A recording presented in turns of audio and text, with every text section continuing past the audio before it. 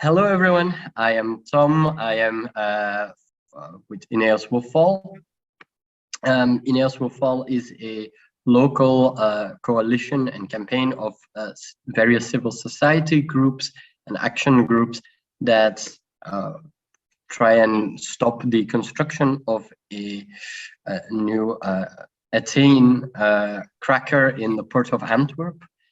It's a 3 to 4 billion euro investments of Ineos, which is guaranteed by the Flemish government, as you'll get the updates in a moment. This ethane cracker will convert ethane into ethylene, which is one of the basic raw materials for plastic production, which is why as a campaign we have often referred to it as another plastics factory. You will hear from a few people throughout this evening. They're all scattered around the place. We have somebody from Germany, London, New York present, and they will give you a better idea of what Project One is and what the impacts of it are on the environment and on people themselves. I think we can immediately start, if that's okay. With a brief hello by Andy. Just to quickly summarize, Andy is a full-time freelance campaigner, a consultant, and an activist for the climate and environmental protection, on energy policy and also democracy. Andy, are you here with us? Yes, I am here with you. Let me start by saying thank you for co-organizing this event with me. We had roughly a month to put it together, and I'm very glad that we did it. I'm very glad that all the fantastic speakers confirmed. And the second thank you goes to Ineos, which might sound weird to some people here, but I'm gonna explain why. Some 5 years ago, when I bumped into Ineos while supporting anti-fracking groups in the UK, I had no clue about the connection between fracking and petrochemicals, fracking and plastics, and also had no idea that plastics represent nothing but solid fossil fuels, and that petrochemicals and plastic production consume large amounts of oil and gas and contribute significantly to global warming. So without Ineos, I wouldn't have expanded my knowledge, and I wouldn't have met some wonderful people. Some of them are here, all the people that I know from Ineos will fall, but of course Tatiana and also Amadeo and the other wonderful crew from Break Free from Plastic and also the German Exit Plastic Alliance. I knew Scott before, and Scott was with me from the very beginning, so to say, when we started digging into Ineos and started co-initiating all these campaigns all over the world, including the one at Antwerp. And without further ado, I will actually stop here and hand over to either Tom. I think Tom will introduce the first speaker, which is Tatiana. And yeah, let's have fun with it. Thank you, Andy. Yes, our first speaker is a member of Client Earth. Client Earth is an environmental charity which uses law and laws to create powerful change that protects life on Earth. And our member present is Tatiana Lujan. Correct me if that's probably pronounced wrong. She is going to tell us about the lawsuit that Client Earth has filed against Project One, along with 13 other NGOs. So, Tatiana. Hi, thanks, Tom. Yeah, it's Tatiana Lujan.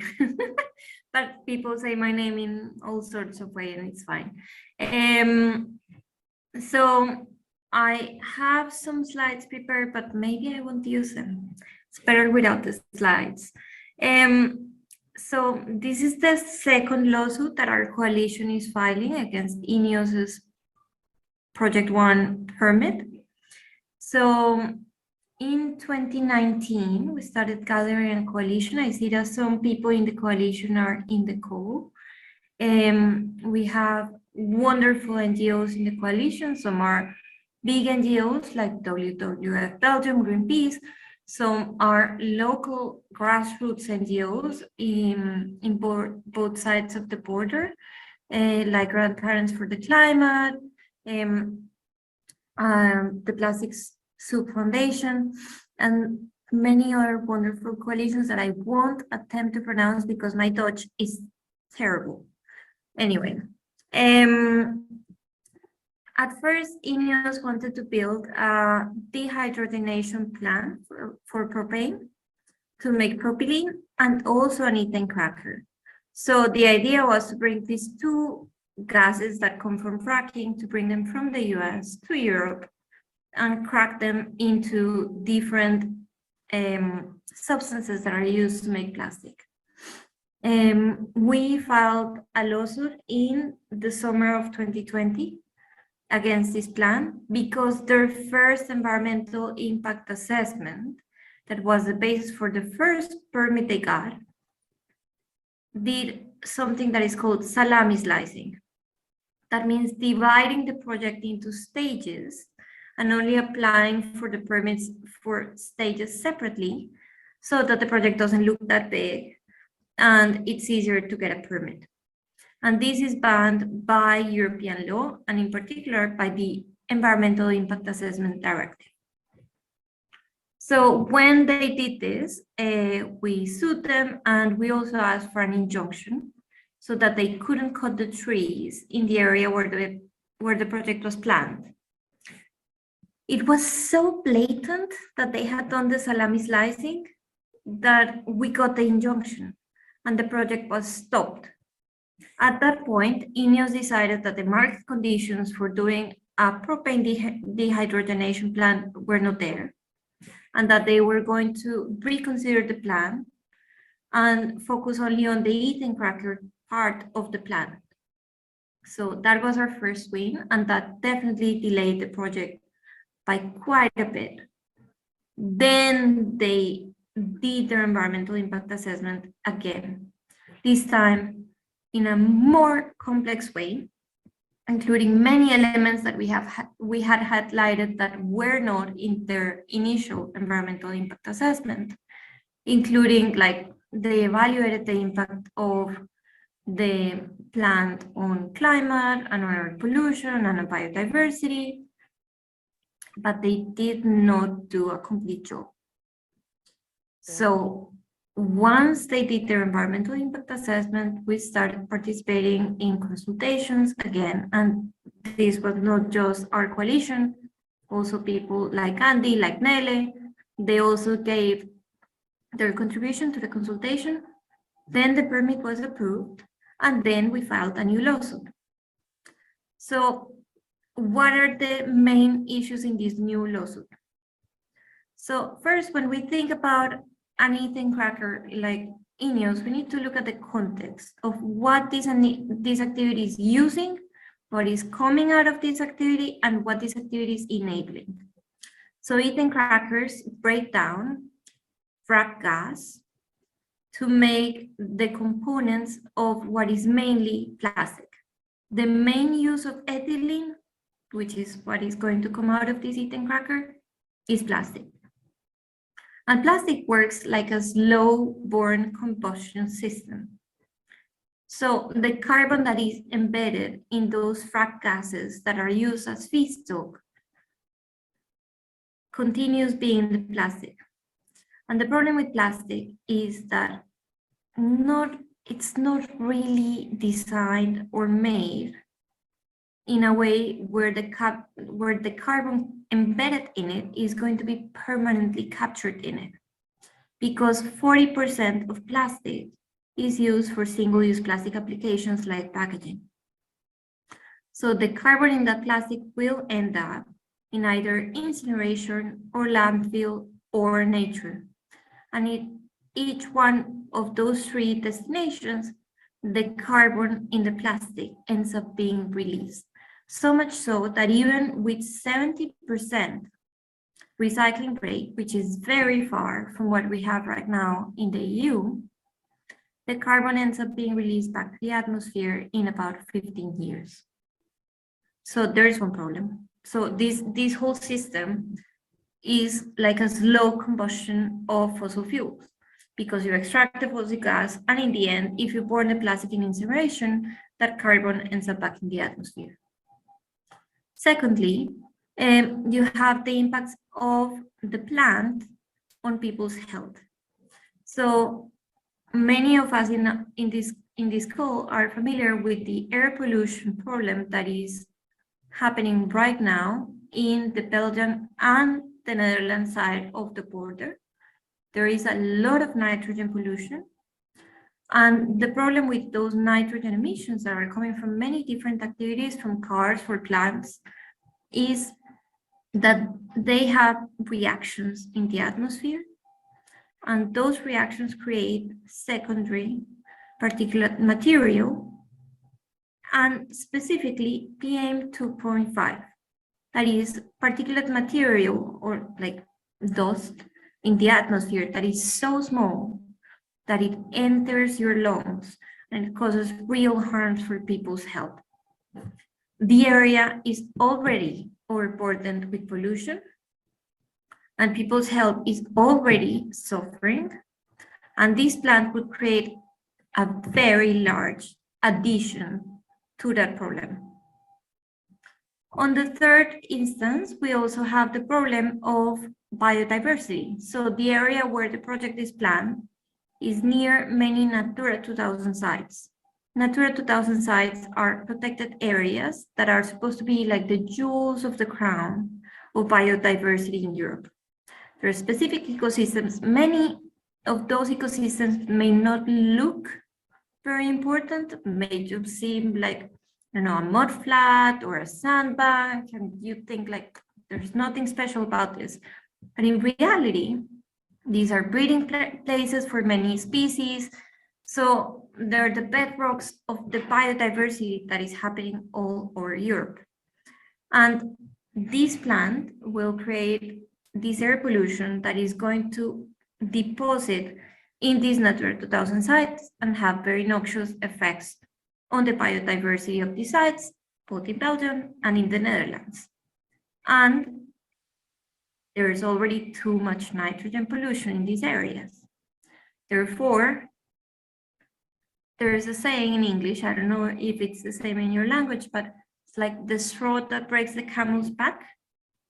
There is a law at the European level called the Habitats Directive that mandates that when you have a project that is likely to have an impact on a Natura 2000 site, you need to assess that project, and you can only give it the green light to go ahead if you're scientifically certain that the cumulative effects will not have an adverse effect on the site.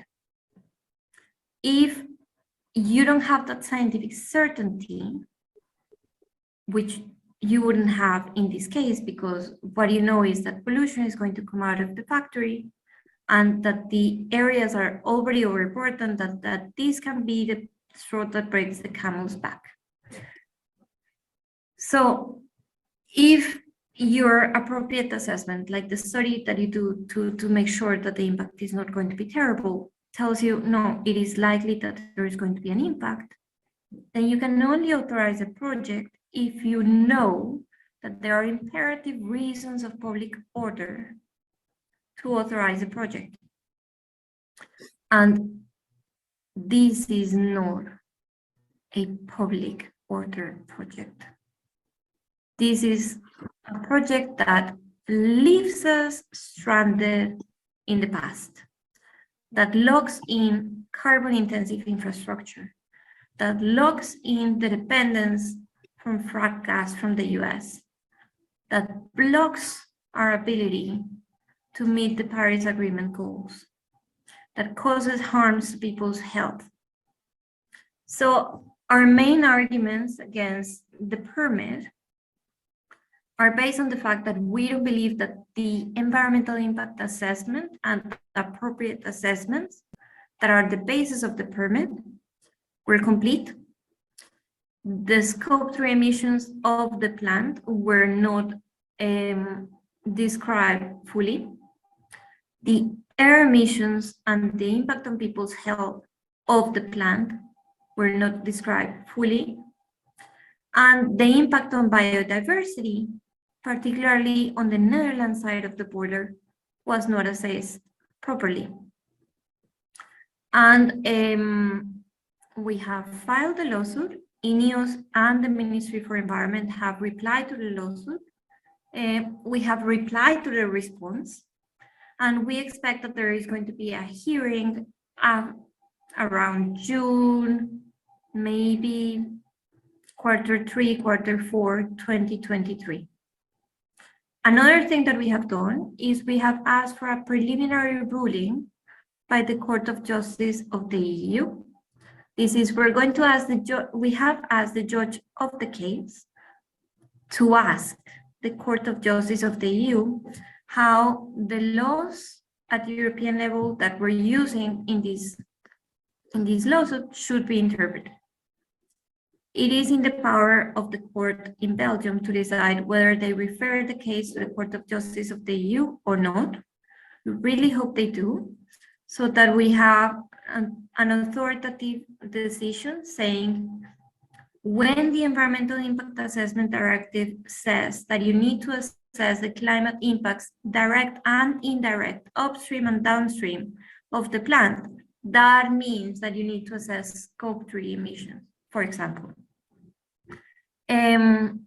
That can delay the process further, but that would have really good impacts if we get a good ruling that would apply EU-wide.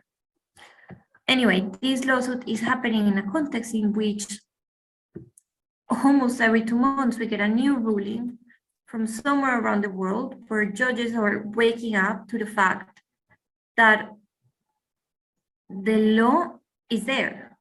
We have good laws that mandate that people make reasonable, fair decisions, that the impact of projects on climate, on people, on nature should not be overlooked, and that the balance between the protection of nature and people and commercial interests is not fixed.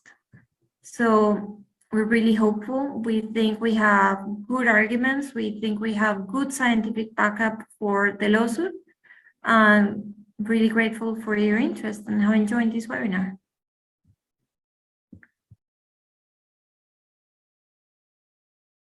Thank you, Tatiana.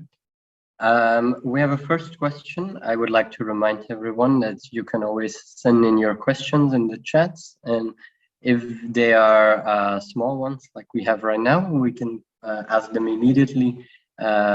Some larger ones we might keep to the end. So I have a question from Arno, Tatiana. He's asking, when will we know if the Belgian court sends it to the EU? Apparently around June or Q3, Q4 of 2023. Okay, and follow-up question, he's asking what will happen if we win, since construction on the project 1 side just started. They started building the factory. What will the results be if we win? Will they have to pay a fine or something else? They won't have to pay a fine, because what we're suing is the decision by the Ministry of Environment. Like Ineos, I mean, they're in the right to apply for a permit. It's the Ministry for Environment that shouldn't have granted that permit. And they are fully in a legal position to start construction while this discussion is going on. Yeah. Okay. That's why we're hoping, I mean, the construction would take about 4 years. That's what Ineos had said. But we're hoping that the case will move faster than that. Therefore, the plant won't be finished. Okay. If there are no more immediate questions for Tatiana, thank you very much for the explanation on the legal element to this? Wait, I might have one. Since the government is providing a guarantee with public money of 500 million euros, is there a way citizens can object to this decision? Is it clearly not a good investment? I do, if you want to say something about it, Tatiana, you can, but I do hear from my wonderful assistant here and colleague that that might be a question Amadeo might be better suited to answer. Exactly. Okay, then we'll move on with the next speaker. Thank you, Tatiana. Our next speaker is Scott Edwards. Scott is linked with Columbia Law School in the USA. He's a lecturer in law and a US lawyer in his own right. For the past 2 decades, Scott has worked tirelessly in the nonprofit sector to advance and enforce our system of law that safeguards airways and watersheds. His broad range of advocacy work includes countering the fossil fuel energy sector, cleaning up military waste sites, and wildlife conservation efforts. But tonight he's going to talk to us about the impact of Ineos' supply chain on people in the United States. Scott, if you want to continue from there. Thanks, Tom, and thanks for having me on here. I'm eager to talk about some of the impacts while Tatiana was talking about what's happening in the EU and Ineos and the buildup that's going on there and some of the large-scale climate implications and public health implications. Andy and I were talking and talk regularly about and have about Ineos over the last several years. And one of the recurring themes that come up for us is while they're building out in the EU, much of their feedstock and materials that they're using to create their plastic industry is coming from the United States and specifically in Pennsylvania. And I see there are folks here like Maya and Ned on the webinar who live in Pennsylvania and been working on this issue for years. And I'm here today to talk about the impact on the supply side of Ineos's manufacturing systems. But certainly Maya and Ned, who've been at this for many, many years and live in Pennsylvania, probably heard this story many times and can speak to it, I'm sure much better than I could. But what I've been working on recently, and I think it's very timely for this webinar, is just yesterday, a colleague of mine named John Katsadas, who's a lawyer in Pennsylvania, and myself, we've been working with a local resident in Western PA who's been impacted severely by the infrastructure build out that's been going on a pipeline, the Mariner 2 East, the Mariner East 2 pipeline in this case. He's for almost 3 years now has suffered the impacts of putting this infrastructure in place so that companies like Ineos can continue to get the supplies they need to produce their plastic and build out their infrastructure in the EU. And we all know how critical the climate issue is and how devastating it will be and is already, and how important it is that we all look to that issue and fight to shut down the fossil fuel industry in its entirety. But it's really important, I think, to look at these on the ground human impacts that this industry is having, with cases like the Shawley family that I'm about to talk about. And I'm going to share my screen and show you some pictures of what Sunoco, who runs and constructed the Mariner East 2 pipeline, what Sunoco has done to this family. I'm going to tell you about what Sunoco's reaction has been in dealing with them for the past many months to try to bring some small measure of justice and decency to this family's lifestyle, and let you see firsthand what some of these real on the ground impacts are. before I share my screen, though, I want to say that Ineos understands the impact it's having on the people in Pennsylvania by continuing their practice.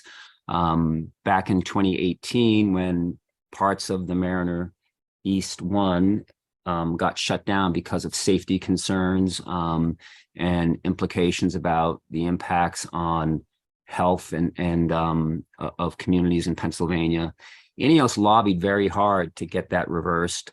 Reached out, and you know, of course, they're a powerful corporation. They have lots of money, they have lots of resources, they have lots of access, and they use their influence to make sure that these pipelines take precedent over the folks in Pennsylvania that are being impacted on a daily basis by the construction activity and the maintenance of these pipelines.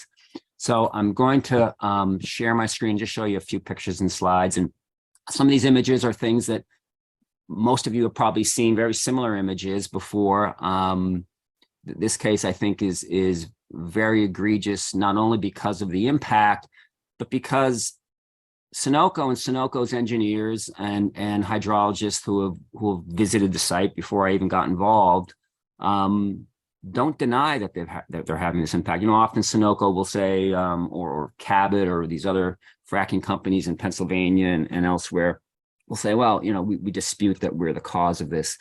This is a case where their own engineers are attributing the impacts on this family to to Sunoco's activity, and yet they still refuse to try to help this family and try to remedy some of the impacts that they're having. So I'm going to share my screen. I apologize in advance if I'm not technologically the best, so hopefully you'll be able to see this. And let's see if this is working. How's that? Does that look good? Not hearing anything. I'll assume it is. It's good. It is. Good, great. So this is the Shawley residence. It is a home in Cambria County in Western PA. Ron and Jane Shawley are a couple in their 60s who, you can see the outline there, the Shawley residence. They lived on a wonderful wooded hillside, mountainside actually. And Sunoco wanted to put their Mariner East 2 pipeline through that mountain and out the other side to carry fracking products. And again, this is a supply line for Ineos. You can see how the red line going through the middle of that picture is the pipeline. From the Shawley home, from the corner of their home to that pipeline is less than 20 feet. This kind of construction and putting this pipeline this close to this house essentially guaranteed that it would destroy any kind of hydrology in the area. The Shawley well, if you can see the red dot, that's right here. That is where the Shawley's drinking water well is located, and that's, again, about 16 feet from the pipeline. Their septic leach field, which is up here, is where their sewage system works. They have an in-ground sewage system that says septic holding tank. This had to be put in afterwards. Prior to this, their septic system was an in-ground septic system in which their sewage flowed through this leach field and then filtered out and was cleaned out. And they had a fine drinking water supply, a good septic system going on until Sunoco showed up and put this pipeline right outside their window. This is not disputed that this is in the wrong place for a pipeline to go. In 2021, the local township sewage enforcement officer came out at Mr. Shawley's request to inspect the property, and I'll cite some of her communications in a later slide. But just on the siting of this pipeline, she believes that the Attorney General should be investigating Sunoco for placing this pipeline within 20 feet of what she says a livable structure, which is the Shawley home.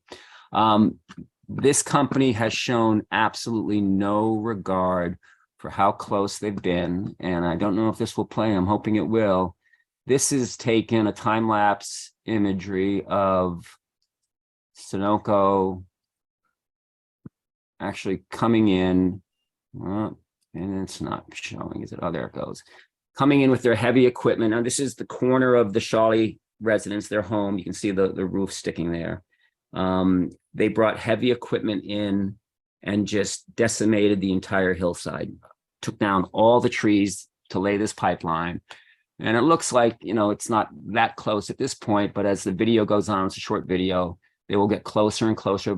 By the end of this time lapse image, you will see that they are right up against the side of his house, just clearing away, basically clear cutting this entire mountainside, simply to lay their pipeline in there. Again, no regard for the Shawley's safety, their residents, the hydrology. This is a company hard at work to just make their money, and to hell with what happens to local folks and their impacts. It doesn't show this here, but despite the permit requirements that they not construct or engage in any of the pipeline construction at nighttime, they did this well beyond sunset into the dark of night, and the Shawleys literally were just being bombarded with noise and construction activity up until 9, 10, 11 o'clock at night sometimes. Let me go to the next slide. When I said that Sunoco doesn't really dispute the impact they're having, this is a quote from Sunoco's own hydrogeologist who came to inspect the site in 2012. That is a glass of water that's come out of the Shawley tap. They've been living with this again for almost three years now, where their water system is unusable. As their Sunoco's own hydrogeologist says, that because of the close proximity to the septic system and septic conveyance lines, that's their sewage lines, to the water supply well, that the impacts should not have been unexpected. They weren't unexpected. They knew what was going to happen. They say that the pipeline construction activity cannot be ruled out as a cause of the increase in turbidity and the sewage in the water system. So again, this is a company that's not denying that it's had this impact. And this is in 2012. I'm sorry, this is 2021. It's the wrong date in there. Over a year later, this is what the Shawley drinking water still looks like. Sunoco has still not remedied the problem. The septic system that they destroyed, that septic field, and this might be one of the worst impacts of their activities. The use of heavy equipment over the septic field literally crushed any filtering capability of the septic field itself. The sewage that's being discharged from the Shawley residence has nowhere to go. The hydrology's been so much altered on this mountainside that their home is constantly being flooded. Water is seeping in through the walls, through any kind of opening, through any kind of plumbing. On the left, you will see a photograph of their kitchen sink filled with raw sewage. This happens frequently. The sewage doesn't just sit in the sink, it comes up over the countertop onto the floor. On the right, you'll see the kitchen cabinets with raw sewage all in the kitchen cabinets on the floor. Again, this is almost 3 years where this family has had to live with sewage contaminating their countertops, their floors, their cabinetry. This quote is from our own hydrogeologist that we sent out to do an assessment before we decided to file a lawsuit. And he confirmed what we know and what Sunoco knows, is that Sunoco's activities have resulted in raw sewage entering the Shawley's home on a regular basis and just making their house virtually uninhabitable. Their basement is constantly flooded. with contaminated water. Not only has the local sewage authority recognized the damage that's being done to the Shawley home, not only does Sunoco recognize the damage that's being done to the Shawley home, but the Pennsylvania DEP was also visited, also understands that Sunoco has made significant missteps here and is having impacts on the Shawley home. They issued a earth disturbance inspection report just at the beginning of 2022, cited several violations that Sunoco engaged in their construction activities, and tried to get them to take several compliance measures, one of which was to fix the drain around the Shawley home that's not functioning properly because of Sunoco's activities, and that leads directly to the discharges and the flooding of their basement and of their home. The picture on the left here is the Shawley basement floor. You can see the contamination. There's mold growing. There's sewage in their basement. The picture on the right, not only is their home being flooded constantly with sewage and bacteria and other harmful discharges, but all of their appliances that are hooked into the water system, including their refrigerator had to be thrown out because it's hooked into their water system. The picture on the right is the basin of their washing machine, and that is contamination from the water that goes through their washing machine. Many of their other appliances have had to be thrown out, or they're not able to use them. The basement flooding that you see on that left picture has resulted in their furnace going out of commission.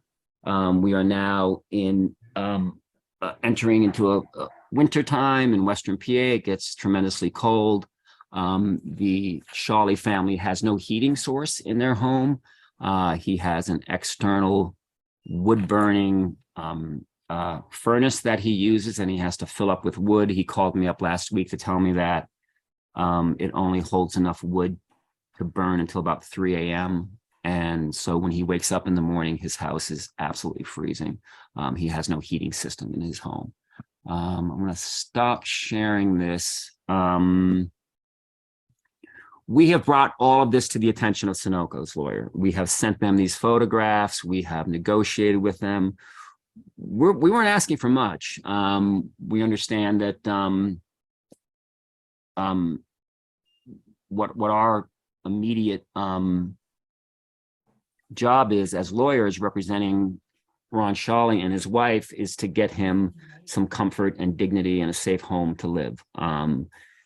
There is no, our engineers, their engineers, the township is telling us that there is no other place to put a septic system in his home. There is no other place to sink a drinking water well in his home. Sunoco has essentially destroyed his home and any chance that he could live there again, even though he is living there now because he has nowhere else to go.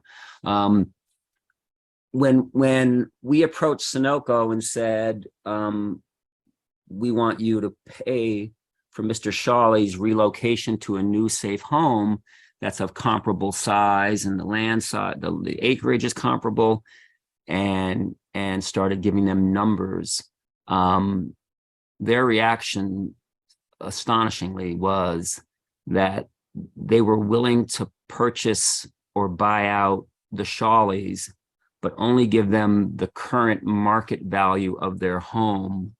And when I said to them, the market value of their home does not put him into a new home because his market value is not very much. Sunoco's lawyer's reaction was, well, yes, his house isn't worth much because look at the condition that it's in.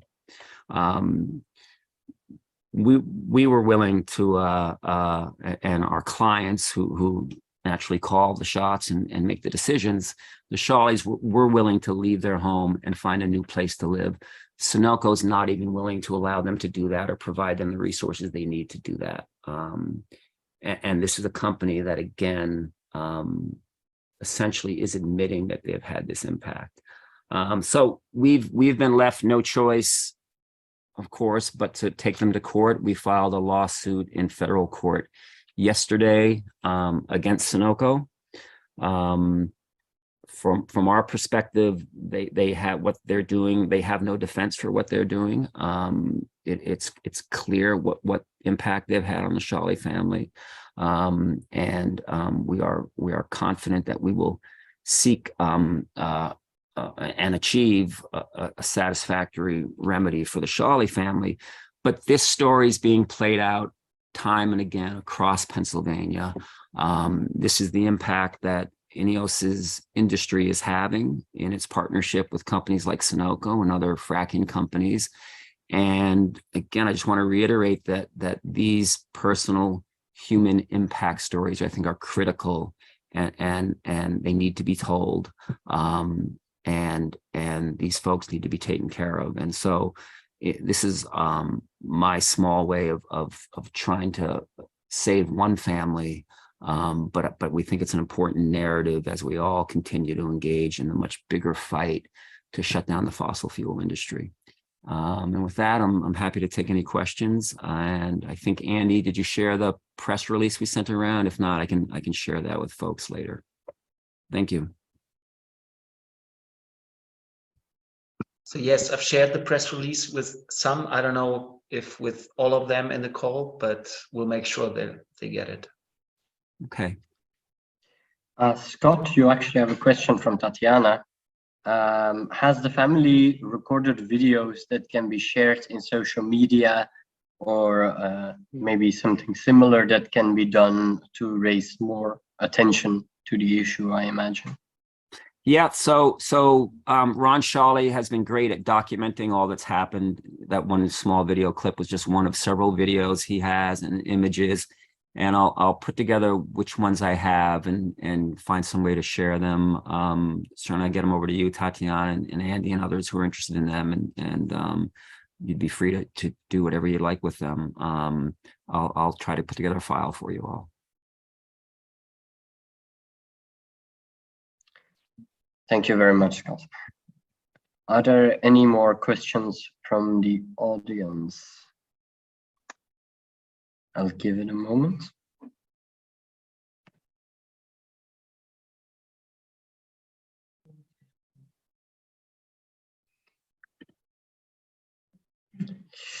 Then I think I will thank you for your explanation, Scott. We have one. From Johan, he asks, do we have an idea how many people are affected? And you can choose how broadly you interpret this, Scott. But I imagine by Sunoco would be one thing, and then by the industry in general. Like, how many of these cases are you aware of?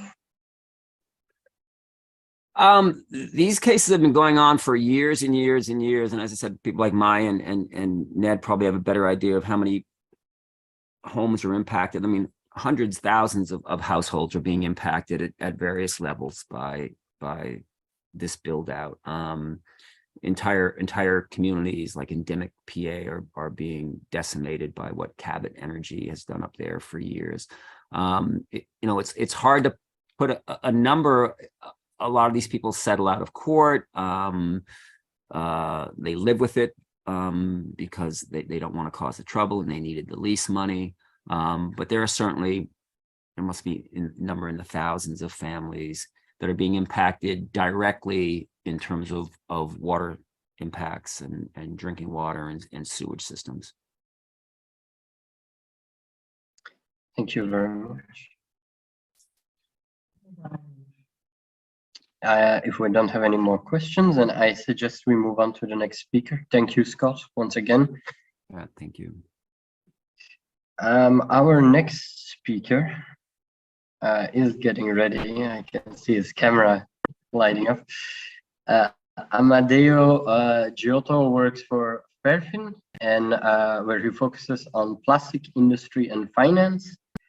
He's not that serious of a human being, I have found in his description.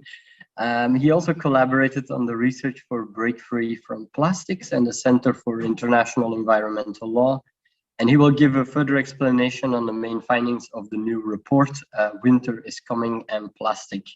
has to go. Amadeo, if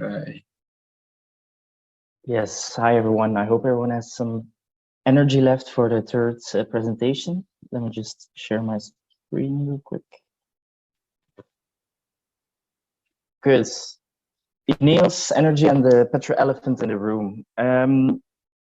Let me first give some context about our work.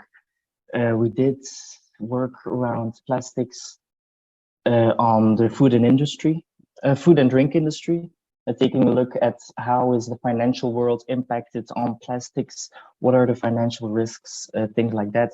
Then Tatiana asked us to do reports on Ineos and Borealis specifically, who's funding these big plastic producers, who's investing in fossil fuels in the form of plastics, who's betting on this petrochemical as a plan B for the fossil fuels.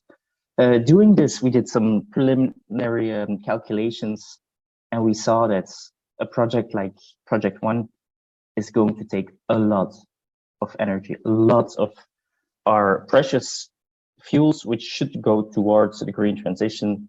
And with that in the back of our minds, we started zooming out and taking a look at the European Union, and together with Brig from Plastic and CL, the Center of International Environmental Law, we took a look at how much oil and gas is actually going to the petrochemical industry, but plastic production specifically. So I'll first discuss our report, which zoomed out towards the European Union. Then I'll go to Ineos, and then I'll say some words about financial guarantee as well. So plastic production is by far the most energy intensive industry in the European Union. We're talking about 3 times as much as the steel industry, 10 times as much as like other intensive industries such as cars, food and drink industry. Plastic production really is what is eating our fossil fuels. With the winter coming, and to the people in Belgium, you know how cold it is at the moment. Energy has been the topic the last year, without anyone actually knowing how much of it went to these industries, such as plastic production. Because it's not known how much oil and gas is going to plastic production in Europe, it's also not being discussed, debated in energy policies or climate policies, not even when the European Union is promoting big new circular economy plans or plastic policies. The production side is always a bit of a blind spot. Same with the banks. Banks have, now they have hundreds of pages on how they'll invest and how fossil fuels are bad, and then blind spot is the petro elephant in the room, what we like to call the plastic industry, which means that the energy crisis that we're suffering at the moment, the climate crisis that we're suffering, and the plastic pollution, they're all closely intertwined, starting at projects like Ineos's Project One. Now, don't be afraid of this flowchart, because I won't explain it, but this explains why it's such a blind spot. Petrochemical industry is just wildly complicated. This is a simplified version of everything that's happening in places like the Port of Antwerp. It starts as crude oil or natural gas up until the products we know and use every day, such as this pen, the plastic in this pen, for example. There's such a complex process of energy intensive and fossil intensive chemical processes. I won't go into detail, but the cracking of the carbons, the crude oil or the natural gas, to the byproducts, to the plastic, it really is the cracking that it's the most energy intensive and among the most carbon CO2 intensive as well. This is where like the main fuel consumption is happening in the petrochemical industry. So now let's take a look at the numbers. Lots to unpack here. I'll quickly go through it. In the European Union in 2020, 9% of our gas went to plastic production. For oil, it's about 8%, and for electricity, 6 to 7%, depending how you round up. Which means that we're talking about a tenth of the gas and oil that we are consuming, which is directly going to plastic production. And most of this plastic is going to single-use plastics, packaging, things we can reduce if we want to reduce them.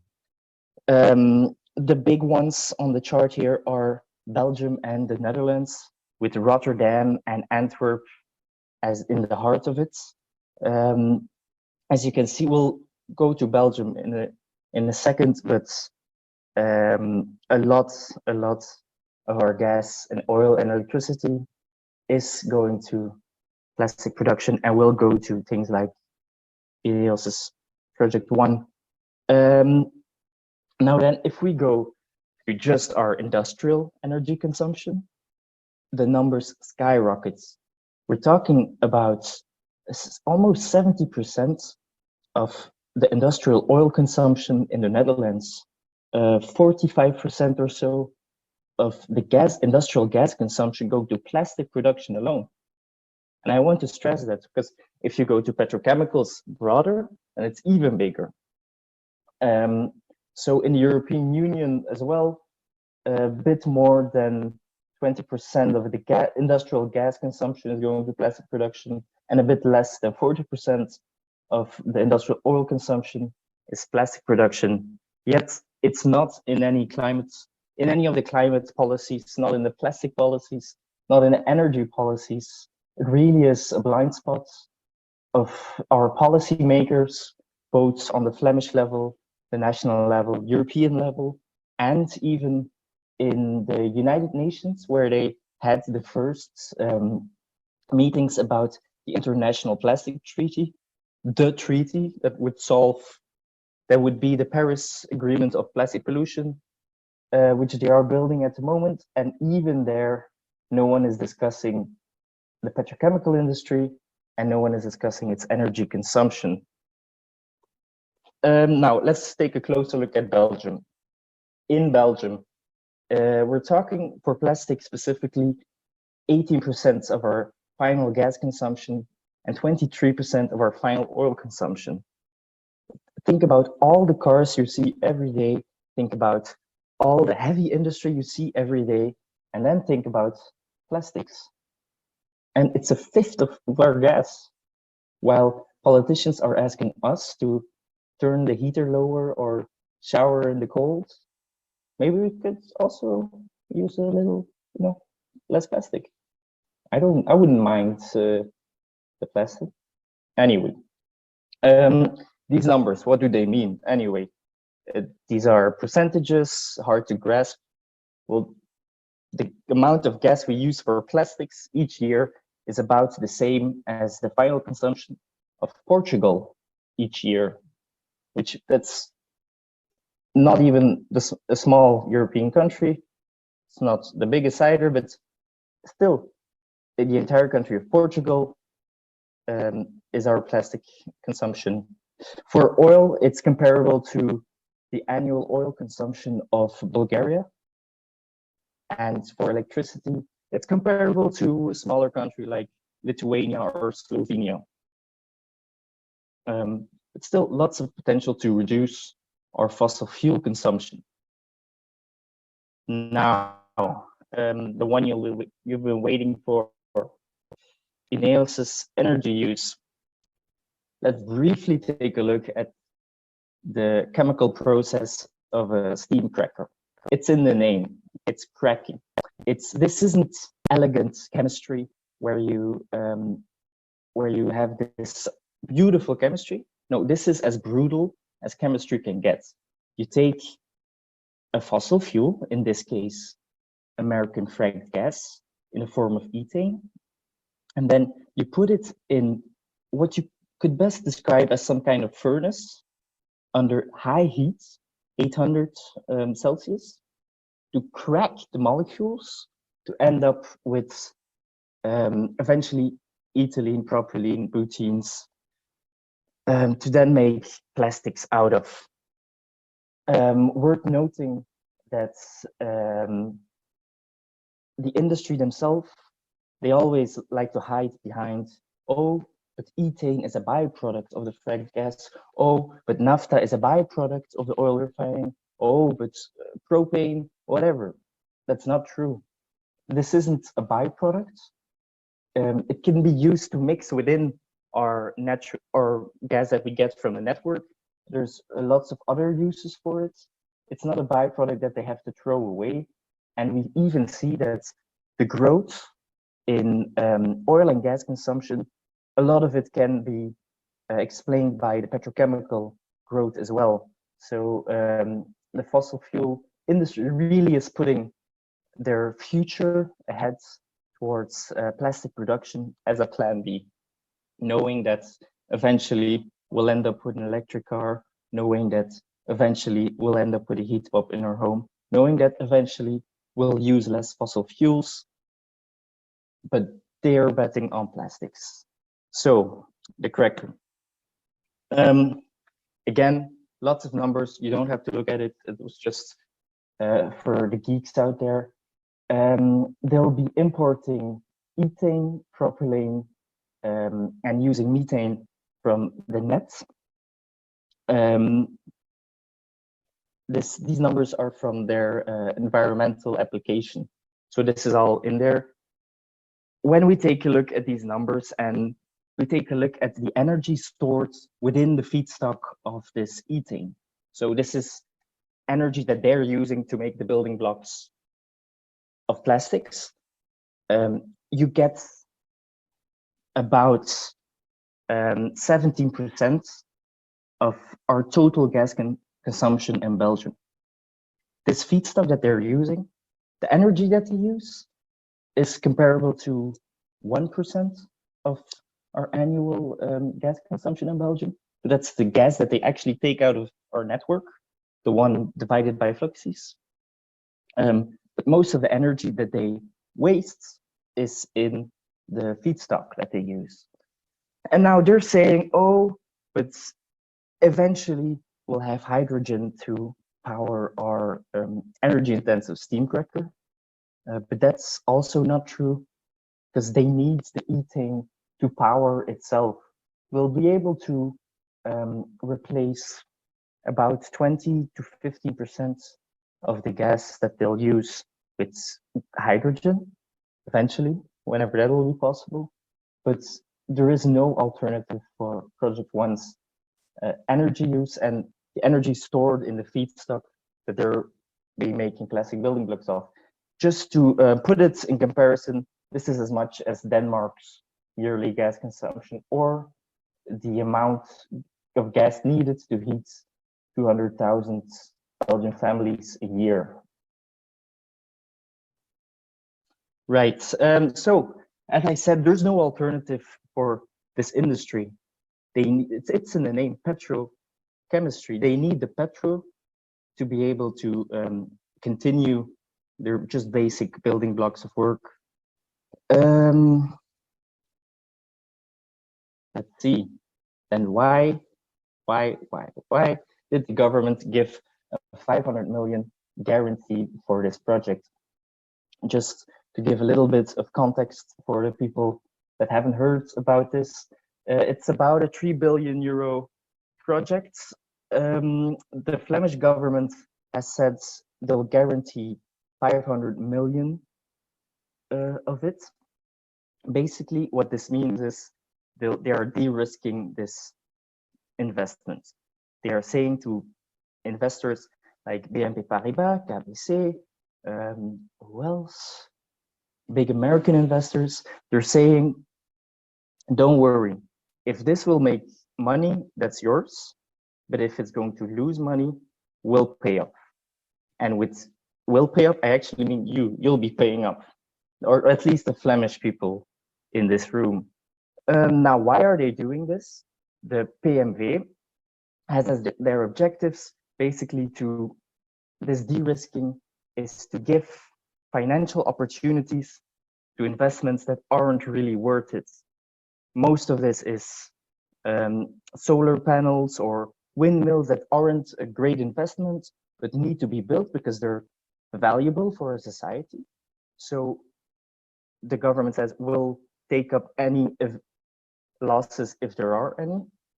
But this is a guarantee for an industry which we don't think is fit for the future because of its basis being based on fossil fuels, and the most dirty of all, the fracked ones. So why isn't this fit for the future? First of all, it's not in line with the EU climate targets.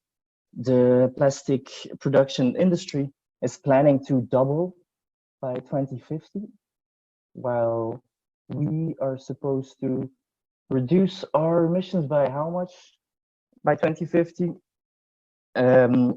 So there is really no place for such a fossil heavy industry in our society.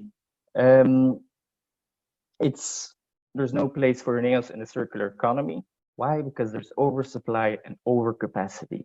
This isn't some doom's future that I'm describing. This is what's happening at the moment. We already have more ethylene than we need.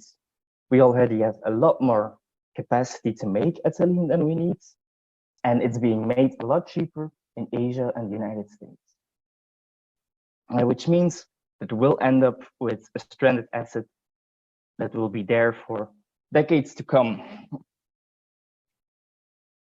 And then let's take a look at the board of directors of PMV and ask why would they give this guarantee? And then you see that it's all the friends of Bart de Wever and some of his classmates.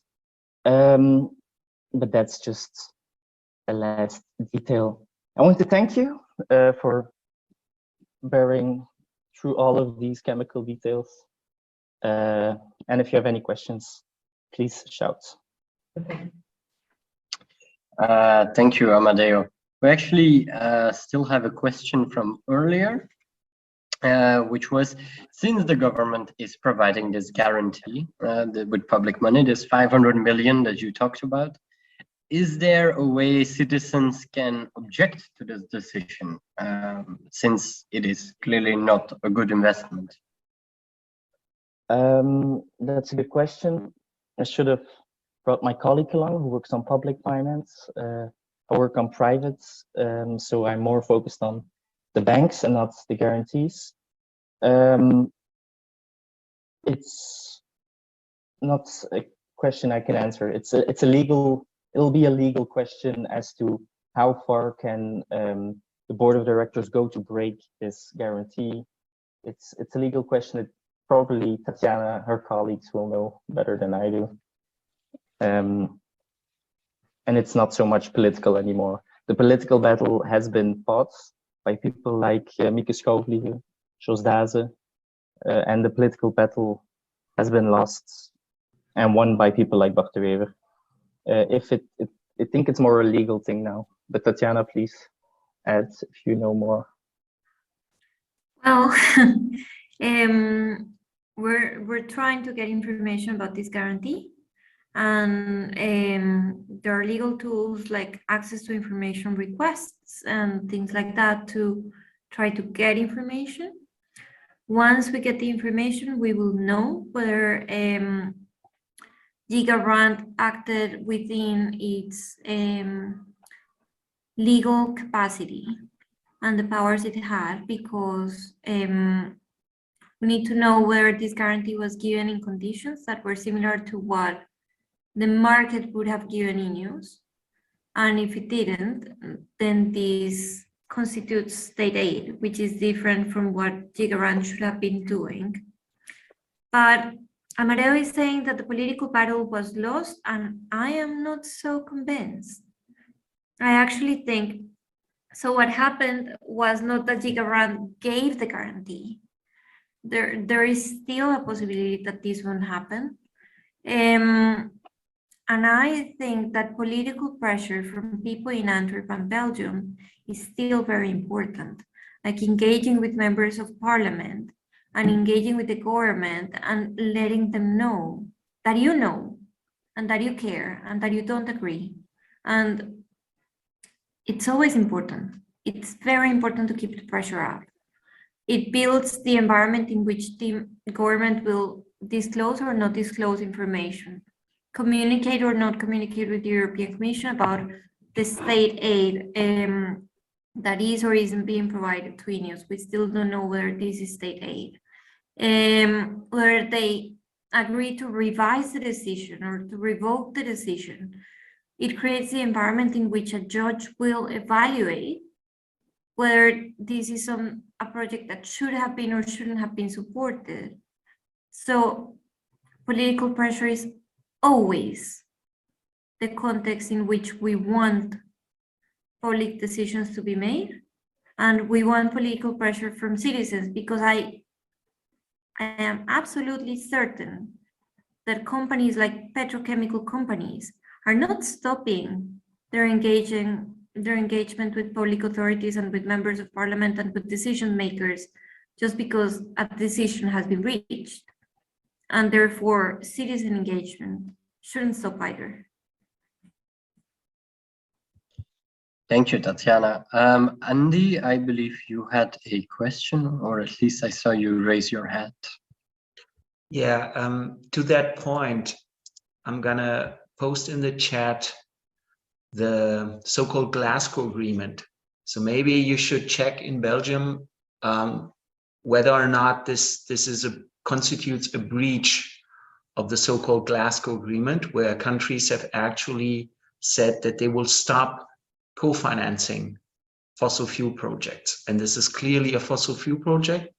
And the agreement also says or talks about that the support towards the clean energy transition should strive to do no significant harm to the goals of the Paris Agreement, local communities, and local environments.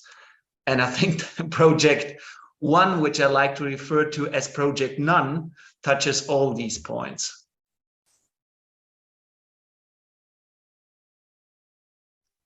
Thank you very much. I believe Arno still has a follow-up question for Scott.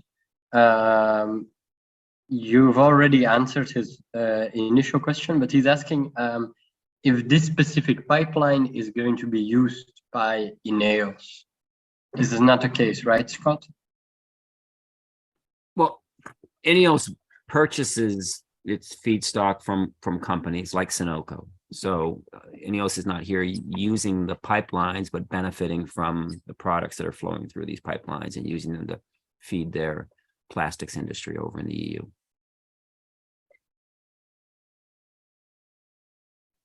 Thank you very much.